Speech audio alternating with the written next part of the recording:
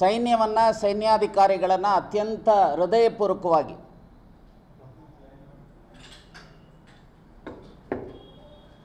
ಅಭಿನಂದಿಸ್ತೇನೆ.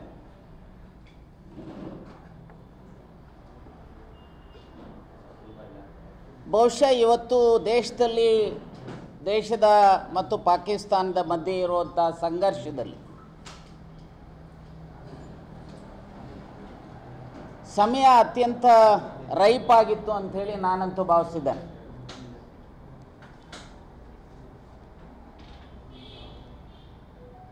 ಮೊದಲನೇದಾಗಿ ಪಾಕ್ ಆಕ್ರಮಿತ ಕಾಶ್ಮೀರ್ ಅದನ್ನು ವಾಪಸ್ ಪಡೀತಕ್ಕಂಥದಕ್ಕೆ ಮತ್ತು ಯಾವ ಟೆರರಿಸ್ಟ್ನ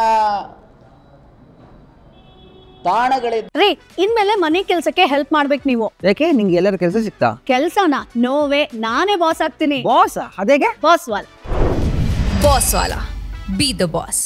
ಅವೆಲ್ಲವನ್ನು ಸಹ ನಿರ್ನಾಮ ಮಾಡತಕ್ಕಂಥದಕ್ಕೆ ಇದೊಂದು ಅತ್ಯಂತ ಸೂಕ್ತವಾದಂಥ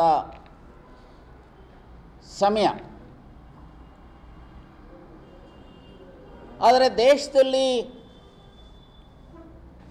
ಯಾವ ಕಾರಣದಿಂದ ಸೀಸ್ ಫೈರ್ ವಾರ್ ಆಗಿದೆ ಅನ್ನುವಂಥದ್ದು ಇವತ್ತಿಗೂ ಸಹ ನಮ್ಗೆ ಗೊತ್ತಿಲ್ಲ.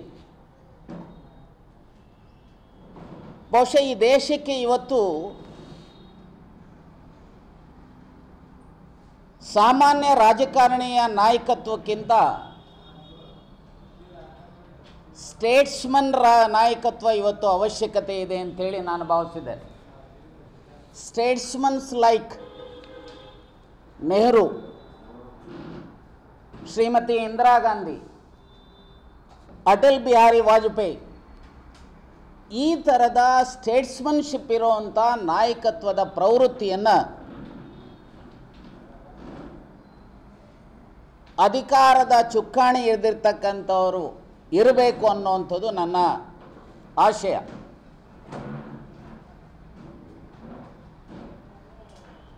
ನೋಡಿ, ನನಗೆ ಈಗಲೂ ಸಹ ಅರ್ಥ ಆಗ್ತಾ ಇಲ್ಲ.